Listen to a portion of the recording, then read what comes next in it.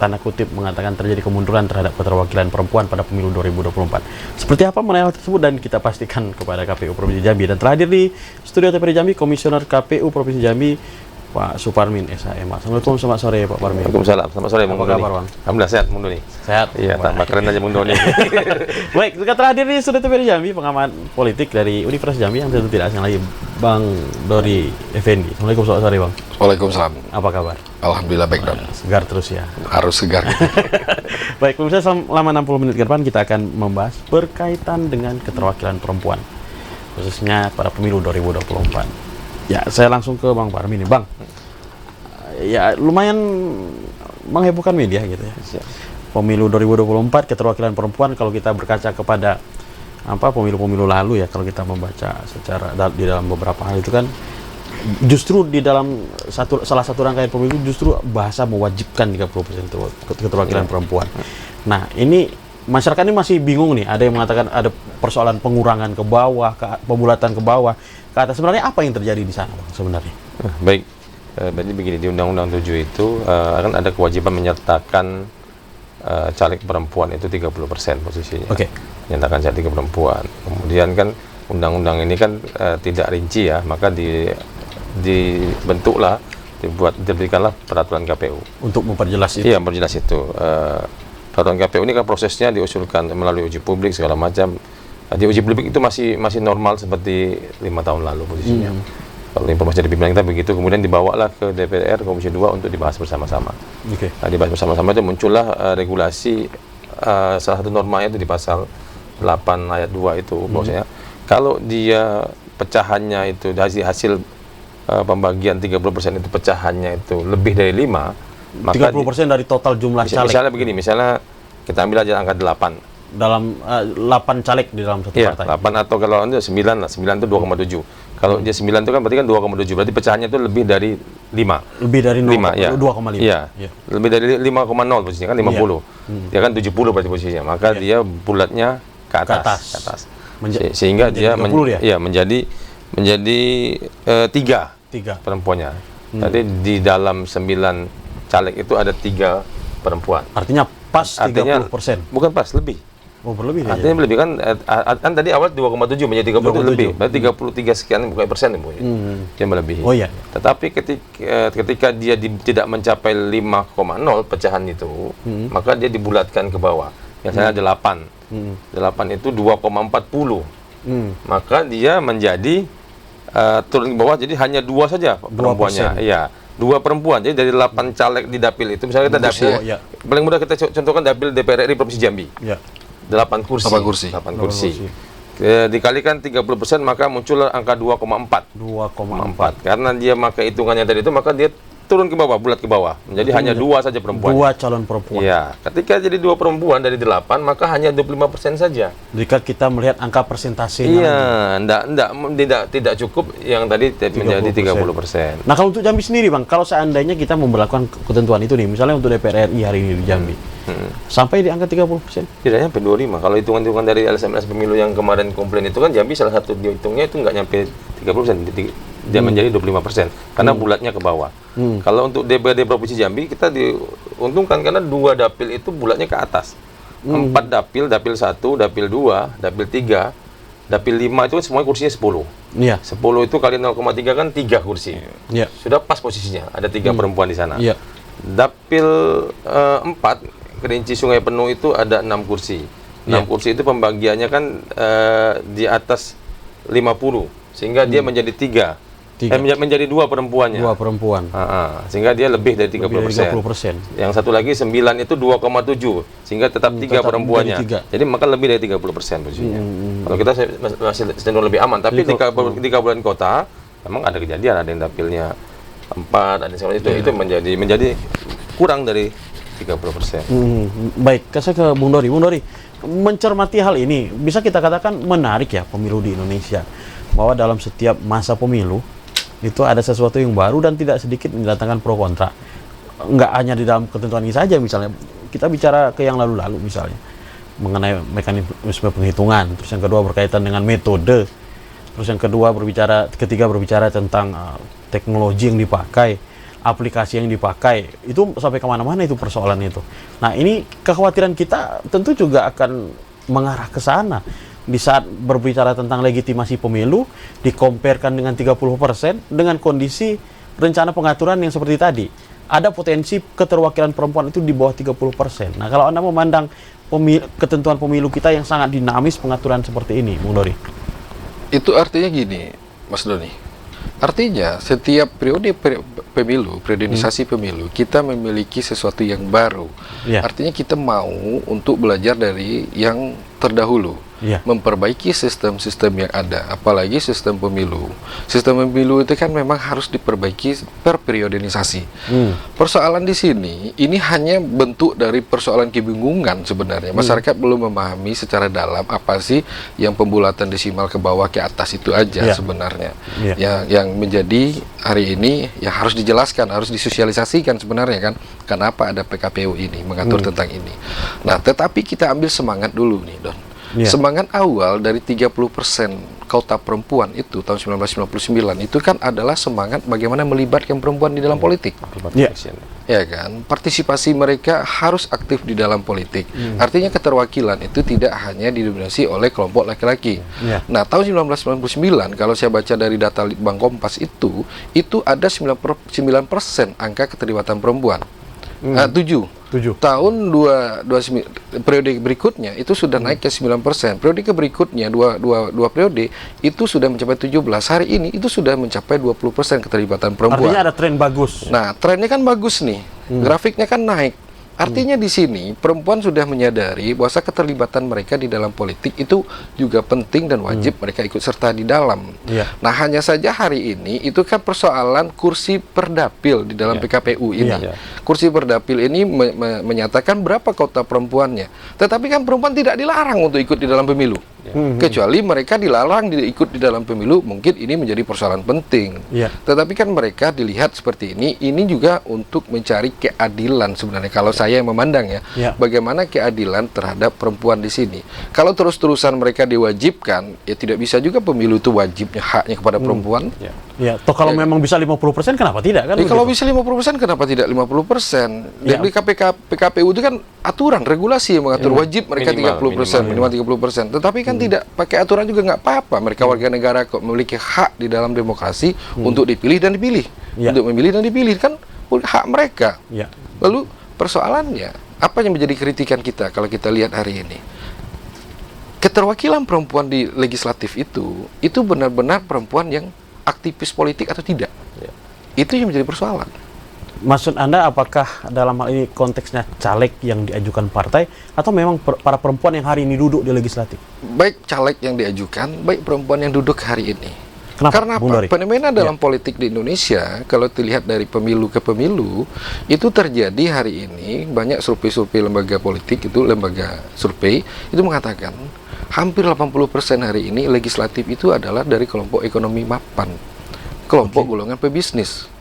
Ya kan? Artinya hari ini yang duduk juga, saya bisa mencurigai, yang duduk juga di DPR RI itu kalau tidak anak pejabat, ya kan? Memang orang yang memang mampu, bukan aktivis politik. Jangan-jangan dia bukan juga aktivis partai, apalagi aktivis politik. Atau bisa jadi mungkin lebih jauh, Anda ingin mengatakan, ya karena untuk memenuhi kebutuhan keterwakilan perempuan, dan kemudian juga kebutuhan terpilih, seperti itu. Ya itu seperti itu halnya. Maka kalau ada kota seperti ini, bagi saya tidak persoalan. Artinya kita hari ini demokrasi makin berkembang, demokrasi makin maju. Demokrasi kan tidak boleh mengkhususkan sebenarnya kalau di dalam demokrasi, karena demokrasi itu membebaskan. Hak itu sama, ya kan? Kalau hak perempuan wajib 30%, kenapa tidak hak laki-laki juga wajib ada 30% duduk di dalam itu? Tetapi kan ini berbicara politiknya kan beda. Bicara politik hari ini, bagaimana untuk mengatur regulasi ini lebih baik. Saya rasa perempuan juga sebenarnya ini untuk daya tarik mereka bisa terpacu di dalam mendapat nomor urut kursi. Sehingga mereka mau terlibat aktif di dalam politik. Pertama, dalam partisipasi mereka terhadap partai politik. Baik. Telah bergabung juga bersama kita Ketua KPU Serawang, tapi sebelumnya saya ada yang perlu dikonfirmasi nih ke Bang Parmin. Bang, tadi kan untuk kita bicara Jambi aja lah dulu.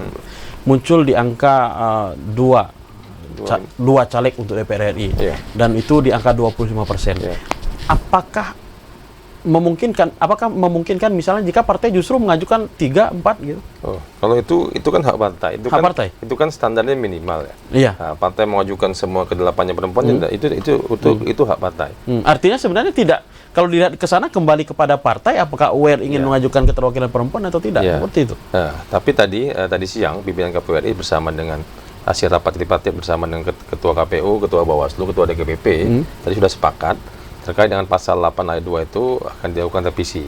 Akan dilakukan perubahan terhadap pasal itu. Jadi narasinya, redaksinya itu pertama adalah ketika terjadi pembulatan angka desimal, maka selalu bulatnya ke atas. Bulatnya ke atas. Sepanjang timbul angka desimal di sana. Iya, maka langsung bulat ke atas. Sehingga dipastikan itu akan lebih dari melibatkan 30% semua. Melibatkan perempuan lebih lagi ke dalam. 2,4 kemudian dibulatkan menjadi 3. Iya, sehingga lebih semua. Itu tadi sudah dinyatakan dan itu akan segera diproses pada kesempatan pertama terkait proses perubahan PKPU itu. Dan juga dia diatur bagi partai yang sudah mengajukan ini, sudah ada banyak partai yang sudah mengajukan nih, itu masih bisa nanti dilakukan perbaikan di masa perbaikan, jadi dirubah lagi. Misalnya tadi yang kurang-kurang tadi 8 ternyata cuma 2, maka besok dia harus 3, maka dia harus tambahkan, maka dia harus ganti salah satu caleg laki-lakinya dengan caleg perempuan. Nah, itu sudah sepakat tadi begitu. Supaya apa? Supaya mengurangi polemik ini dan ini memastikan afirmasi action itu berjalan. Baik. Minimal itu sudah berjalan. Baik, kita sapa dulu Ketua KPU Sarolangun, Pak Fahri. Assalamualaikum, selamat sore Pak Fahri. Waalaikumsalam Pak Doni. Baik, Pak Fahri, di pemberitaan juga muncul beberapa hal nih berkaitan dengan pendaftaran Bacalek di KPU Sarolangun. Apa yang bisa disampaikan Pak Fahri? Kondisi terkini hari ini. Baik, terima kasih Bang Doni. Bahwa KPU Sarolangun saat ini sudah 100% persiapannya untuk menerima bakal caleg di KPU Kabupaten Sarolangun. Namun sampai saat ini memang pimpinan partai politik belum menyerahkan pengajuan bakal calonnya ke KPU Kabupaten Sarolangun. Ya. Namun kami dapat informasi melalui penghubung dari partai politik itu bahwa besok pagi sekitar jam 9 atau jam 10 ada salah satu partai politik yang akan mengajukan pengajuan bakal calon legislatif di Kabupaten Sarolangun di KPU Kabupaten Sarolangun. Nah, kalau dari informasi yang bisa Anda sampaikan mungkin gitu ya, apakah karena memang ada kendala di partai politik sendiri atau memang ya bisa dikatakan memang partai politik menunggu momentum gitu untuk mendaftarkan bacaleknya? Ya, terkait dengan kendala, saya pikir itu yang lebih mengetahui partai politiknya ya. Tapi sifatnya memang KPU kita menunggu karena kita telah mengumumkan pendaftaran itu pada tanggal 24 April 2023 bahwa pendaftaran itu dimulai dari tanggal 1 Mei 2023 sampai tanggal 14 Mei 2023. Jadi kita sudah siapkan ruang waktu oleh peraturan KPU nomor 10 tahun 2023. Jadi diberikan ruang waktu kepada partai politik untuk mengajukan bakal calonnya. Nah, terkait dengan kendala mereka, saya pikir itu mereka yang lebih mengetahui gitu kan. Nah, baik, kalau kita menghitungkan berarti masih tertinggal sekitar 4 hari lagi untuk pendaftaran bacalek. Ini sebenarnya di seluruh Indonesia begitu. Lalu bagaimana jika seandainya hingga 4 hari ke depan masih banyak partai politik yang belum mendaftarkan bacaleknya ke KPU? Apakah memungkinkan ada perpanjangan di sana, Pak Fahri? Ya, terkait dengan jika memang ada partai politik yang belum mengajukan bakal calegnya di sampai tanggal 14, kalau terkait dengan perpanjangan itu kewenangan dari KPU RI. Jadi bukan kewenangan dari KPU Kabupaten Kota. Gitu. Baik. Saya ke Bung Dori. Kalau ini secara politik nih, apakah memang sebenarnya kan 4 hari ya? 4 hari itu sebenarnya kalau dalam politik waktu yang sangat singkat. Nah, Anda melihat mungkin ada kendala ataupun ada keterkaitan sebenarnya dengan keterwakilan perempuan ini? Membuat masih banyak partai politik yang belum mendaftarkan bacaleknya, atau memang sebenarnya secara politik ada memang momentum-momentum tertentu yang harus ditunggu. Tapi sebelum Anda jawab, kita tahan dulu. Pemirsa jangan kemana-mana karena Rumah Demokrasi akan kembali setelah pesan-pesan berikut. Kita masih bersama kami dalam program Rumah Demokrasi, sebuah program yang memang dihadirkan untuk menyambut pemilu 2024. Baik, Bung Dori, menunggu waktu yang baik atau memang sebenarnya ada sesuatu hal yang menjadi kendala-kendala bagi partai politik sendiri hari ini? Ya, dia tergantung ya. Kalau di dalam partai politik, mereka kan memiliki azas partai yang berbeda-beda ini. Tapi kita tinggal untuk duduk, ya kan? Nah, di sini kenapa hari ini belum juga lagi pendaftaran, padahal sudah dikejar waktu pendaftaran para bacalek ini, ya tentu ada persoalan penting di dalam partai politik itu sendiri. Kalau kita lihat, apakah proses di DPP di pusat itu sudah selesai atau tidak, karena proses pencalekan setahu saya baik itu kabupaten, kota, dan provinsi dan juga itu semuanya nanti akan diserahkan kepada pusat untuk memutuskan dulu, untuk terlebih dahulu. memberi rekomendasinya, persetujuannya setuju atau tidak, kan itu.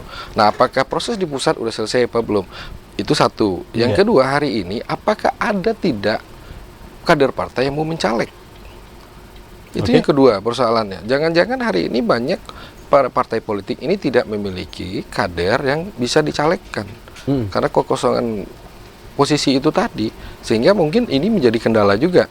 Yang ketiga itu berbicara tadi yang isu yang tidak pernah selesai juga sampai detik ini, sistem proporsional kita ini tertutup atau terbuka.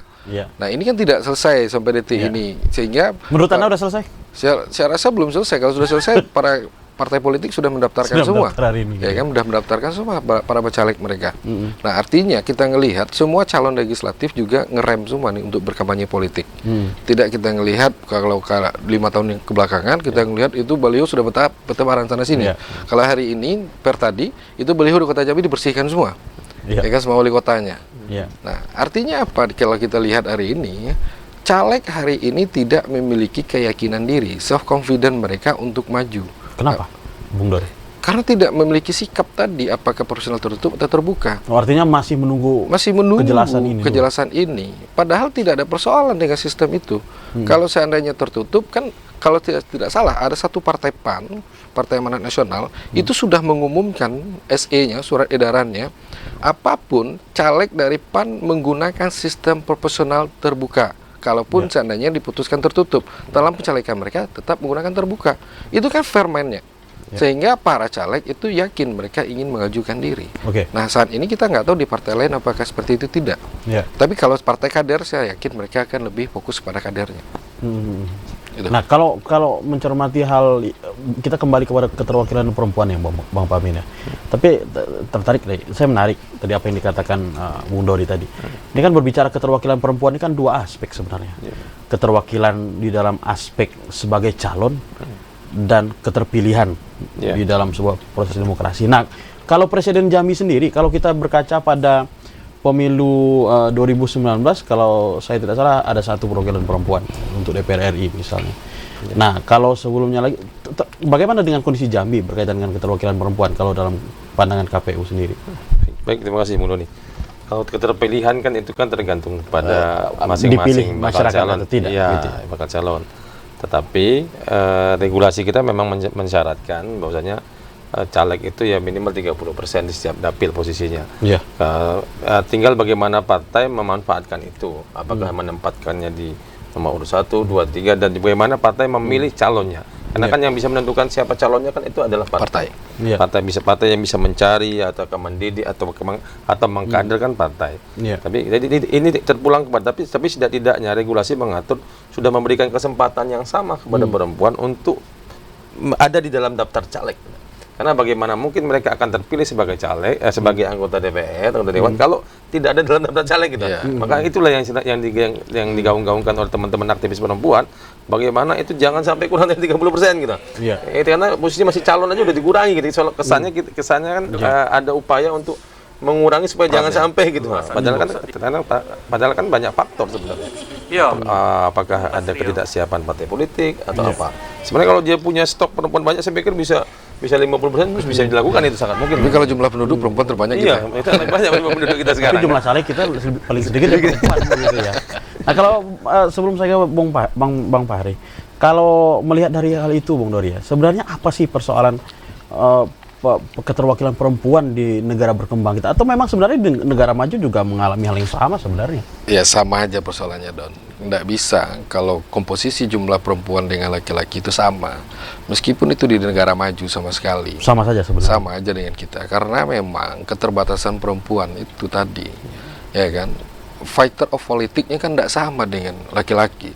Kita kalau laki-laki yang menjadi politisi itu dia times workingnya, jam kerjanya itu bukan cuma 24 jam, bisa 48 jam. Kalau perempuan kan tidak bisa dengan beberapa persoalan yang ada. Oke, ada tipis yang bisa, kita nggak menafikan juga yang bisa. Tetapi lebih banyak sebenarnya komposisi yang aktif itu di dalam politik itu memang laki-laki. Karena memang ada ruang yang sangat bebas untuk laki-laki. Nah, apalagi di Indonesia, kalau kita tarik dari budaya politiknya, budaya politik kita ini sudah masuk dalam budaya politik apa? Apakah kita parokial sistem di dalam budaya politik partisipan Indonesia ini? Apakah kita partisipatif, ya kan? Nah, kalau saya lihat ini bukan just parokial, juga partisipatif, tetapi saya lihat ada budaya budaya yang mengikat kepada masyarakat bahwasanya kandidat perempuan itu sepertinya dia tidak bisa menjadi nomor 1, dia selalu menjadi nomor 2. Nah, sampai detik ini kan terjadi hal pola yang demikian. Kalau diambil di dalam teorinya, tentu kita harus menduduki yang namanya budaya politik yang partisipatif. Karena apa? Kita secara pendidikan alhamdulillah hari ini ya kan sudah sangat melek, sudah sangat baik tingkat pendidikannya, informasi sudah cepat, ya kan? Nah, perempuan juga hari ini informasinya sudah di mana-mana. Semestinya kita sudah bisa balance ya. Tetapi kan peran itu tadi yang tidak bisa disamakan. Nah, dalam hal ini, apa sebenarnya yang harus dibangun? Kalau kita lihat kan sebenarnya di saat kita berbicara angka keterwakilan 30% dari tahun ke tahun sebenarnya pemilu telah menetapkan ketentuan itu. Kalau saya nggak salah yang Anda sebut sebelumnya tadi kan Kongres Wanita Sedunia gitu, dan itu telah menetapkan affirmative action 30% gitu. Tapi kan sebenarnya kalau kita lihat, tren positif ada gitu ya. Tetapi kan kita belum melihat suatu tren yang betul-betul signifikan begitu. Artinya memang adanya keinginan kalangan perempuan untuk masuk ke ranah dunia politik itu sendiri. Kita terganjal tadi, terganjal dengan budaya yang sudah ada mengikat di negara kita, di bangsa kita. 30% itu kan sebenarnya sudah menjadi kewajiban memaksa kelompok perempuan itu ikut di dalam politik. Dengan dipaksakan. Dipaksakan itu melalui regulasi yang ada, ya kan? Dalam tren politiknya dari 7% naik 9, 17 ke 20. Ya kan, pada hari ini itu sudah lumayan baik. Cuman kritikan saya tadi, apakah mereka aktivis perempuan? Apakah mereka aktivis partai, ya kan? Apa memang mereka ini adalah golongan politik yang benar-benar memiliki azas politik yang baik? Jangan-jangan mereka hanya dijadikan sebagai penambah kursi, punya akses, punya kewenangan, punya kekuasaan, dan itu banyak terjadi. Makanya kita mengatakan ini adalah oligarki sistem, oligarki politik, ya kan? Ini yang terjadi. Sekarang bertanya, ada nggak anak desa yang sangat populer perempuan yang duduk menjadi wakil rakyatnya? Bahkan perempuan itu sama perempuan, kadang-kadang dia nggak mau milih dia, nggak setuju dia milih dia sesama dia. Itu fenomena juga. Itu ada apa perempuan nggak mau milih perempuan? Karena semestinya? Ya semestinya 30% tadi ya kalian harus pilih, sehingga 30% itu cukup. Ya kan? 30% kota disediakan oleh negara, semestinya kelompok perempuan memilih sesama dia, sehingga 30% itu terpenuhi mereka kotanya di parlemen. Baik. Saya akan sapa Bang Fahri lagi. Bang Fahri masih terhubung bersama kami? Baik. Baik. Berkaca dari pemilu 2019 untuk di daerah Kabupaten Saralungun sendiri, berhubungan dengan dari partai-partai politik ini, apakah semua keterwakilan 30% itu terpenuhi, Bang Fahri? Ya, di pemilu 2019 ini yang lalu itu bahwa keterwakilan perempuannya sudah terpenuhi semua, memenuhi syarat. Baik, kalau dari hal tersebut sebenarnya kalau untuk berikutnya ke depan ini, kalau kita lihat kan sebenarnya kalau tadi dari Bang Parmin juga mengatakan sebenarnya kan KPU ini hanya pelaksana regulasi saja, seperti sebenarnya kan apa yang ditetapkan oleh ketentuannya itu yang dilakukan oleh KPU pada prinsipnya. Kalau berkaca dari pemilu-pemilu lalu sebenarnya ada tidak persoalan-persoalan partai politik juga yang berkaitan dengan pendaftaran caleg ini yang ada tidak partai politik yang mungkin pada last minute akhirnya mendaftar atau mungkin terlambat gitu dalam pendaftaran bacalegnya ini, Bang Fahri? Ya, biasanya sebelum berakhirnya waktu di tanggal 14 itu kan jam 23.59. Ya. Itu terakhir pendaftaran. Ya. Jadi biasanya itu sebelum itu sudah selesai semua. Dan kebanyakan mengambil last minute gitu ya? Iya, biasanya kebanyakan seperti itu. Jadi memang di hari Jumat nanti itu ada 2 partai. sudah menghubungi Ya. dan akan mengajukan bakal calonnya gitu kan. Nah, kalau merujuk kepada regulasi yang ada hari ini, memungkinkan tidak misalnya artinya setelah bacalek itu didaftarkan oleh partai politik, jika di kemudian hari misalnya kan masih ada waktu tuh 4 hari, kemudian di hari kedua ternyata masih ada perlu perbaikan yang ingin diperbaiki oleh partai politik, apakah memungkinkan Bang Fahri? Maksudnya Bang Doni? Jika misalnya telah ada partai politik yang mendaftarkan bacaleknya ke KPU, kemudian di saat masih dalam rentan waktu pengajuan bacalek itu ada perbaikan-perbaikan yang ingin diajukan oleh partai politik, apakah masih diperbolehkan, Bang Fahri? Oke, kita ada jadwal pendaftaran ya. Ya. Di lampiran 1 PKPU 10 tahun 2023 itu bahwa pengajuan bakal calon itu tanggal 1 Mei sampai 14 Mei. Kemudian verifikasi KPU melakukan verifikasi administrasi itu dimulai tanggal 15 Mei sampai 23 Juni 2023. Nah, setelah itu baru nanti setelah kita lakukan verifikasi, jika memang masih ada berkas-berkas yang belum memenuhi syarat, maka pengajuan perbaikan dokumen persyaratan bakal calon itu dimulai di 2 Juli 2023 sampai 26 Juni 2023 sampai 9 Juli 2023 gitu. Ya, baik. Jadi ada masa perbaikannya. Memang diberikan waktu khusus untuk perbaikan itu. Ya. Baik. Saya ke Bang Parmin. Bang. Tapi setelah mendaftar dulu Bang Doni. Setelah mendaftar dulu, ya. Ya. Baru dalam waktu perbaikan maka partai politik boleh melakukan perbaikan seperti itu. Ya. Ya, baik. Saya ke Bang Parmin. Ada satu ini, Bang. Ya mau nggak mau harus ditanyain ini.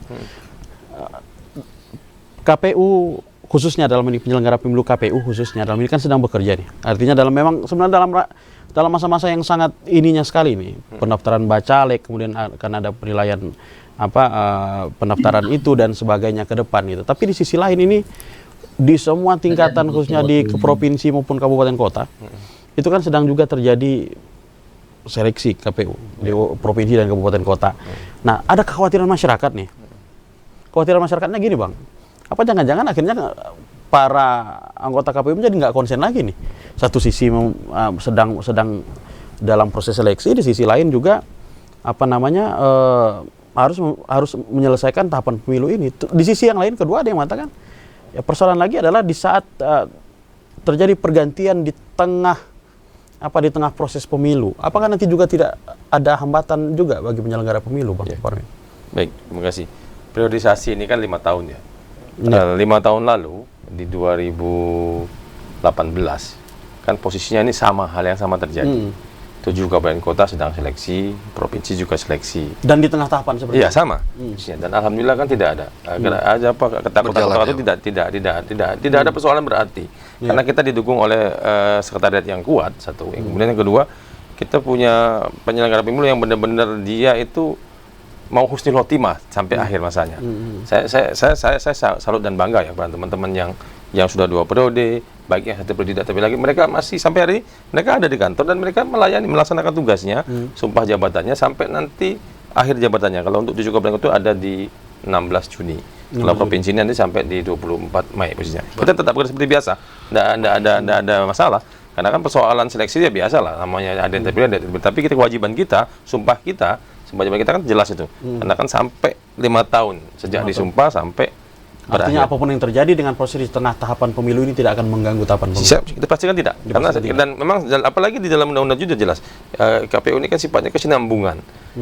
Pergantian periodisasi setiap anggota komisi itu tidak mengganggu dia. Yang baru melanjutkan lagi. Melanjutkan apa yang sudah dilaksanakan. Yang berganti orangnya kelembagaan. Iya, kelembagaannya tidak. Tugas-tugasnya tidak. Tapi secara pengalaman kan sudah memiliki pengalaman. Baik, kita tahan dulu Bung Dori dan Bang Parmin. Pemirsa jangan kemana-mana karena Rumah Demokrasi akan kembali setelah pesan berikut ini.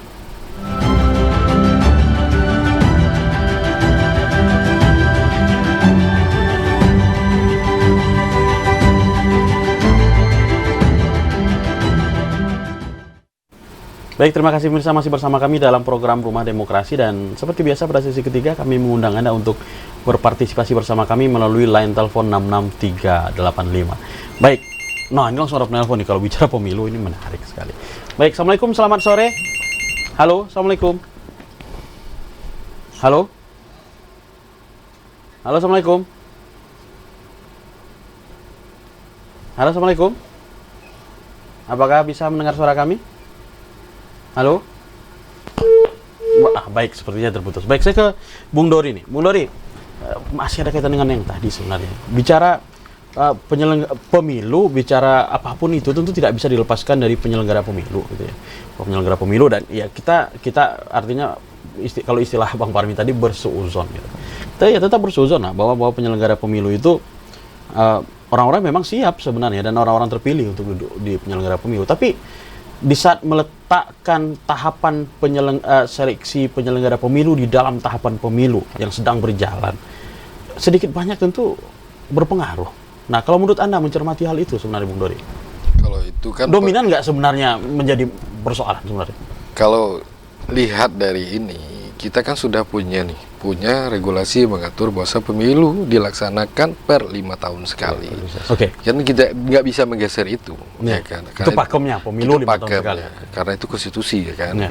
Yang kedua, kalau tahapan penyelenggara, Mungkin kita tahan sejenak. Halo, Assalamualaikum. Selamat sore. Halo. Halo. Halo, Assalamualaikum. Selamat sore juga Bung Doni. Selamat sore Pak Yudi. Apa kabar Pak Yudi? Alhamdulillah baik, Bung Doni seperti biasa. Baik, silakan Pak Yudi.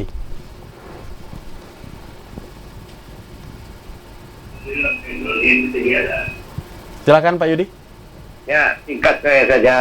Yang saya hormati Dr. Bung Dori, pengamat politik, Pak Parmin, dari KPU Provinsi Jambi, dan Pak Bahri ini melalui media Zoom yang di Tarulangun KPU ya. Ya. Jadi judul kita sore hari ini sebenarnya 30% ini bukan barang baru ini. Ya. Untuk apa pemilu ini. Sebenarnya ini persoalan kemampuan daripada pembentukan kader perempuan aja dari partai politik. Ya. Pada ujung-ujungnya dia mencari perempuan. Sebenarnya dia harus ada kaderisasi, kayak itu yang paling bagus menurut Dori tadi. Ya. Jadi pengertiannya bahwa mungkin yang menurut saya satu dapil itu mungkin mewakilnya 2 atau 3 perempuan. Mungkin itu pengertiannya kan? Ya. 10 dapil di satu partai itu. Jadi itu cukup berat sebenarnya. Jadi pertanyaannya, ini kan untuk tujuan negara ini adalah standar gender. Bukannya ruang partisipasi perempuan ada aturannya. Ya. Ada aturannya juga orang nggak mau kan. Selanjutnya, perempuan yang mewakili itu kayaknya dipasang untuk memenuhi persyaratan saja. Oke. Ya, dengar saya rasakan. Ya. Nah, ada kader partai dibuat pengumuman di luar itu, partai-partai itu. Akan mendaftar jadi caleg. Jadi banyak milenial yang ada kerja itu kan daftar, persyaratannya gampang itu. Nah makanya kualitasnya nanti dia belum tentu teruji itu. Nah ini kelemahannya. Kalau tidak ada pembentukan kader dari partai. iya. Ini kelemahan. Nah ini jawabannya. Dia bukan pasang jadi gitu. Baik. Nah pertanyaan selanjutnya, kalau tidak sampai 30% partai politik itu sampai dengan pendaftaran itu, Oke. lalu tidak ada sanksinya percuma. Ya kan percuma. Tetap aja jalan, harusnya dibatalkan semuanya itu. Itu harus tegas aturan itu. Tapi Baik. menurut saya aturan itu sudah tegas itu pasti. Kalau kurang-kurang perempuannya ya jalan terus. Akhirnya seleksinya yang duduk di anggota DPR itu pasti laki-laki lagi. Kalah lagi perempuan. Tolong dong aturannya tegas. Baik, baik. Partai tidak main-main untuk menghadirkan perempuan yang memasuki 30% itu. Baik. Ya kita pula pemilihan akan datang, kalau sekarang sudah berjalan. Percuma buat aturannya. Orang sudah mendaftar. 14 orang sudah mendaftar. Jadi tolongan terus KPU ini menurut saya. Negara pemilu ini. Jadi itu menurut saya ke depannya saya harapkan memang harus dikaderkan perempuan Baik. itu untuk memenuhi 30% itu dengan Baik. aturan sanksi yang tegas. Baik, baik. Kita menulis aturan dibatalkan semua caleg yang ada. Baik, Demokrasi, baik. Itulah benarnya demokrasi yang benar, Baik. kan, jelas, dan mumpuni untuk memimpin sebagai anggota legislatif. Terima kasih. Baik. Bila topik saya, wassalamualaikum warahmatullahi wabarakatuh. Waalaikumsalam. Mungkin kita sebelum ke pertanyaan tadi, tapi ada yang menarik sih, Bung Dori. Apakah karena memang di partai politik itu tidak ada kaderisasi yang artinya memang sedari awal memperhatikan sadar bahwa perlu ada keterwakilan perempuan gitu. Artinya tergopoh-gopoh gitu. Kalau istilah Pak Yudi tadi bisa kita katakan partai seolah-olah tergopoh-gopoh untuk mencari caleg perempuan gitu. Ya, kalau kita bilang seperti itu kan ada juga tokoh perempuan yang memimpin partai besar hari ini. Iya. Ya, begitu. Persoalannya, ideologi partai itu tadi, apakah dia akan mengambil kepada basis party ID-nya ini kemana? Apakah partai ini berbasiskan kepada partai kader atau tidak? Oke. Kebanyakannya di kita ini, proses partai itu tidak lebih kepada partai kader, lebih kepada party popularity party. Partai yang populer mengambil calon-calon kandidat populer. Contoh nih, saya buka nih. Ada partai yang memang sengaja merekrut artis untuk dijadikan caleg. Ya kan? Sebenarnya kalau secara politik boleh tidak sih? Ya, ada larangan. Oke. Ya, Dalam malah- politik sah-sah saja. Sah saja, karena dia warga negara, kecuali dia bukan warga negara. Oke. Yang kecolongan kemarin kan ada tuh warga negara luar berhasil jadi ini bupati yang menang itu di mana Iya. di timur sana. Nah itu baru kecolongan. Saya gitu. budaya jua. Itu salah kita. Nah, kalaupun dia artis, kalaupun dia siapa, hak di dalam demokrasi itu sama. Iya. Cuman berbicara pada tingkat kualitasnya sama atau tidak, kan itu. Kalau partai kader, mereka sudah memiliki azas ideologi yang dibawa oleh partai itu. Oke. Ya kan? Sehingga apa yang diperjuangkan di parlemen itu jelas yang ingin diperjuangkan oleh partai politik mereka, yang menaungi mereka. Iya. Nah, sehingga tidak kita melihat bagaimana fenomenologi loncat party. Oke. Ini kan banyak nih fenomenologi loncat party ini. Ada yang rebound juga di Jambi ini kan loncat partai sana sini. Ya, itu kan kita ngelihat tidak ada satu loyalitas yang dimilikinya terhadap partai. Yang dicarinya adalah apa? Bagaimana bisa duduk ke parlemen? Kan kalau kandidat seperti ini kan sesuatu juga yang harus kita pahami oleh masyarakat. Apakah dia layak untuk dijadikan seorang keterwakilan kita atau tidak? Nah, maka partai kader itu sangatlah penting. Ya kan, sehingga azas demokrasi itu juga bisa ditanamkan dengan baik, partisipasi tinggi, pendidikan politik baik. Ya, contoh bagaimana melihat partisipasi politik yang baik? Hari ini kita bisa melihat satu partai itu disiplin. Ketika instruksi satu partai, ketua menginstruksikan jalankan misi ini, semua jalan. Artinya kan partisipasi mereka tinggi. Artinya terjadi pendidikan politik yang baik. Nah, kalau Justru ada pertanyaan Bung Dori, memungkinkan tidak negara masuk sejauh itu untuk mengaturnya atau itu cukup menjadi ranah, artinya ya menjadi ranah kewenangan partai sendiri untuk mengatur strateginya nggak sendiri? bisa, negara nggak bisa mengatur itu. Negara sudah memberi ruang, ya silakan. Kalau negara juga ikut mengatur partai politik, ya akhirnya nanti ya semua di bawah genggaman negara. Akhirnya kita kembali kepada sistem yang bukan demokrasi dong. Dan justru menurut Anda itu tidak sehat? Itu tidak sehat. Ya kan, ya silakan partai memiliki ideologi masing-masing, baik itu yang mendekati basis kelompok agama, kelompok nasionalis, ya kan, kelompok ada yang mengatakan diri kelompok tengah, ya silakan. Tetapi yang terpenting bagaimana mendidik kaderisasi partai mereka. Nah, apa kita lihat lagi? Ketika mereka sudah kaderisasi partai, itu kan mereka sangat taat kepada partainya. Ya. Ya hari ini ketika mereka taat kepada partai, itu ada baiknya juga, entah itu baik atau tidak. Saya lihat ada sistem PAW hari ini. Sistem PAW itu kan sangat menakutkan juga bagi para kandidat itu ketika mereka macam-macam.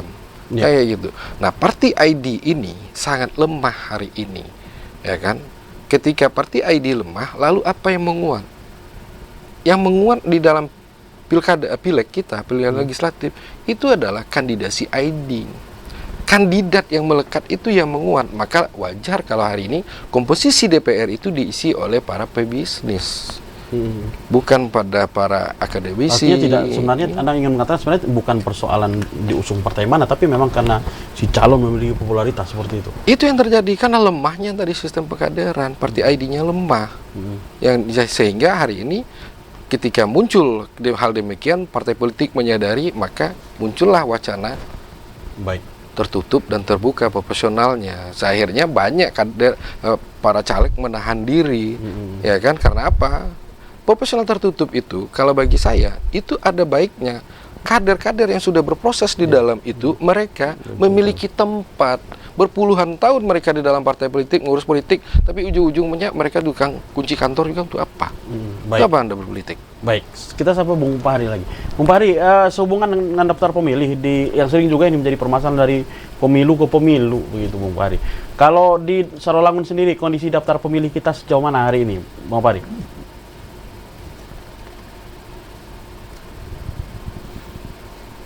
Halo? Mute. Halo, Bang, kami belum bisa menangkap suara Anda. Ya, Baik. Bisa didengar, Bang? bisa. Bahwa tadi hari ini kita di tingkat kecamatan, teman-teman PPK melakukan print daftar pemilih sementara hasil perbaikan. Jadi insya Allah besok pagi kita sudah melakukan pleno DPSHP, daftar pemilih hasil perbaikan di KPU Kabupaten Kota. Ya. Untuk kondisi saat ini ada pertambahan jumlah pemilih di Sarolangun atau justru pengurangan, Bang? Untuk saat ini di Sarolangun ada penambahan dari sebelumnya 190 ribuan, ini sudah mencapai 280. Artinya ada peningkatan jumlah pemilih di Ada peningkatan jumlah pemilihnya. Baik, saya ke Bang Parmin. Bang, menanggapi pertanyaan dari Pak Yudi tadi nih, apa benar sebenarnya tidak ada sanksi yang tegas terkait mengenai jika ada partai politik yang tidak memenuhi keterwakilan 30% perempuan? Atau justru memang kata Pak Yudi tadi ada peraturannya tapi memang nggak ditegakkan dengan ini gitu? Gini, dalam proses pengajuan bakal calon anggota legislatif, keterwakilan 30% itu menjadi wajib hukumnya. Wajib ya, hukumnya. Kita ini. Ketika bahkan diatur juga sistem jipernya. Di antara tiga caleg maka harus ada satu perempuan. Oke. 23 ada satu perempuan, 45 ada satu perempuan. Kalau itu nggak terpenuhi maka kita tidak menerima pendaftaran partai tersebut. Langsung tidak menerima. Tidak terima. Maka mereka harus perbaiki, baru kita lakukan. Kalau sampai hari terakhir tidak dilakukan, maka mereka harus coret calegnya, laki-lakinya sehingga posisinya itu memenuhi 30%. Tapi keraguan Pak Yedi tadi apakah betul-betul berjalan? Tidak. Kalau kita jelas, kita tidak mungkin tidak memberlakukan itu karena itu syaratnya jelas dan bahkan di aplikasi sistem informasi pencalonan kita itu akan merah. Ketika dia tidak memenuhi 30% sesuai dengan regulasi maka posisinya akan merah. Jadi bisa dikatakan hampir tidak mungkin sebuah partai politik bisa lolos di dalam pencalonannya tanpa melibatkan 30%. keterwakilan perempuan tadi. Ya, benar. Sesuai dengan peraturan KPU itu ya. Nah, baik, berkaitan dengan hal lain, Bang, di dalam beberapa kejadian pemilu kita yang lalu juga, berkaitan baik pemilu, pilkada, selalu tadi sama dengan apa yang saya tanyakan ke Sarolangun, berkaitan dengan daftar pemilih. Apakah memang daftar pemilih kita ini nggak bisa clear loh? Jadi begini ya, daftar pemilih itu sumbernya adalah DP4. Jadi begini, kita DP4 kita olah, kita mutakhirkan, door to door, Pantarlih atau PPDB melakukan perbaikan data. Dan itu berjalan? Itu berproses. Yang meninggal kita keluarkan, yang pindah kita keluarkan, yang jadi teknik kita keluarkan. Tiba-tiba nanti ketika pemilu, itu kita datang lagi DP4 lagi. Dan DP4 ini kan tidak mudah, menghapus nama orang yang meninggal dunia itu tidak segampang hanya mengeluarkan, tidak. Dia harus ada akta kematian. Capil itu harus punya akta kematian. Sementara urusan-urusan akta kematian ini urusan-urusan yang tidak terlalu populer di masyarakat bawah. Betul. Kecuali yang punya asuransi segala macam itu populer. Tapi kalau untuk masyarakat bawah itu nggak diurus. Gitu ya? Karena itu bukan syarat sesuatu. Beda dengan akta kelahiran yang pasti diurus karena syarat sekolah, syarat BPJS segala macam. Itu kendala kita. Selalu yang sudah meninggal dunia itu selalu muncul lagi di dalam penyandingan antara DPT pemilu terakhir dengan DP4 itu pasti ketemu muncul lagi. Itu salah satu kendala. Tetapi kita tetap berupaya semaksimal mungkin melakukan perbaikan, termasuk kita meminta masukan dari masyarakat. Kita sekarang punya aplikasi namanya Cek DPT Online. Silakan cek DPT Online, kita masukkan nik, kita keluar bisa terdaftar atau tidak. Itu sudah itu sebenarnya kita mau melibatkan masyarakat untuk aktif. Jadi supaya mereka bisa mengetahui, oh saya terdaftar apa enggak. Kalau nggak terdaftar bahkan sudah ada tombolnya, langsung laporkan. Ketika laporkan maka itu akan sampai kepada PPS setempat, PPS setempat akan mendatangi yang bersangkutan. Ketika ada telepon akan ditelepon, akan ditemui dan akan didata posisinya. Jadi memang kita ini sudah berusaha, tetapi ketika nanti balik lagi, karena memang undang-undang begitu, DP4 bukan DPT pemilu terakhir yang sudah. Bahkan kita sudah punya program kemarin namanya DPB, Daftar Pemilu Berkelanjutan. Tetapi ujung-ujungnya data itu tetap diadu lagi sama DP4. Ketika diadu, Nggak sinkron ya? Ya sinkron, tetapi posisinya yang meninggal itu tetap karena tidak dihapus di DP4-nya, dia muncul lagi. Tapi di dalam perbaikan DPT daftar pemilih bisa dihapus itu. Kita hapus lagi. Tapi kan itu kan Tapi di DP4 masih muncul. iya, jadi menimbulkan kerjaan berulang-ulang yang merepot. Sebenarnya kita pantai kita protes, Pak, ini kok kemarin sudah kita hapus, Pak, ini Muncul lagi, gitu Iya, itu sebenarnya persoalan. Kalau saya secara saya ngelihat lebih baik sekarang. Ganda tuh nggak ada lagi. Sekarang ganda, kemarin kita mengharapkan penghapusan ganda dengan luar negeri, ganda dengan antar provinsi, itu sudah dihapus. Udah dihapus. Karena dengan single nick itu sudah memudahkan kita. Begitu masuknya nick, ternyata dia ada 2 di data. Di sana di data, di sini data. Kita konfirmasi. Oh, bahkan ada yang unik, ada beberapa kasus yang unik. Ada di Bengkulu itu, salah satu kepala desa itu, ternyata dia terdaftar di LP kita di sini. Dia masih hidup. Dia kades di satu desa, tapi dia ada napi, berarti kan ada penggunaan identitas orang lain dipakai oleh napi di situ. Itu baru ketahuan, sehingga kita hapuskanlah data yang di napi ini, kan berarti datanya salah. Karena di sana orangnya ada, KTP-nya ada di sana gitu. Nah, ini kan agak unik, saya juga agak unik juga begitu. Tapi yang jelas posisinya, saya nggak, kalau kami ya, mungkin apakah ini subjek atau tidak, tapi yang jelas kita sudah berusaha maksimal untuk memperbaiki data pemilih. Dan itu sudah dilakukan. Itu teknisnya. Baik, kita tahan dulu. Pemirsa, jangan kemana-mana karena Rumah Demokrasi akan kembali setelah pesan berikut. Bisa masih bersama kami dalam program Rumah Demokrasi, dan seperti biasa di akhir acara kita akan minta closing statement dari narasumber kita hari ini. Bang Fahri masih terhubung dengan kami? Silakan Bang, closing statement Anda singkat saja. Baik, terima kasih TPRI Jambi. Kita berharap memang kepada seluruh partai politik agar segera mendaftarkan bakal calonnya ke KPU Kabupaten Sarolangun. Karena memang batas waktu kita berikan berdasarkan peraturan KPU nomor 10 tahun. Kita sudah habis waktu ya. Gitu. Dan diminta closing statement-nya lagi kan. Iya. Nah, keterpilihan perempuan itu kan penting. Dia merupakan keterwakilan gender, keterwakilan di dalam politik 30%. Artinya di sini ketakutan para legislatif perempuan ini, mereka akan kurang kursi yang di DPR RI, saya rasa tidak segitunya. Mereka harus memahami bahwasanya hari ini demokrasi itu semakin maju, demokrasi semakin berkembang, informasi semakin mudah, maka pahami itu, maka lakukan pendidikan politik yang baik, maka perempuan akan dominan di dalam politik. Baik. Itu aja. Pak Suparmin, Ya. menutup acara kita hari ini. Baik, terima kasih Bung Doni. Saya hanya ingin menegaskan, KPU sebagai pelaksana regulasi akan memastikan bahwasanya syarat keterwakilan perempuan di dalam daftar caleg itu akan kita pastikan itu terpenuhi. Karena memang itu kewajiban kami, dan kami menepis tuduhan atau apapun anggapan yang kami tidak memperlakukan itu. Tapi yang jelas kami akan pastikan setiap partai itu akan menyertakan 30% perempuan di setiap dapilnya sesuai dengan regulasi yang ada. Apalagi ini ada perubahan regulasi, maka ini akan semakin memperkuat kita untuk memastikan itu. Tetapi ada faktor lain juga yang tidak bisa kita lepaskan. Ada peranan partai politik dalam rangka menyiapkan calegnya. Baik. Karena ketika dia nggak punya kan dia juga harus dicoret.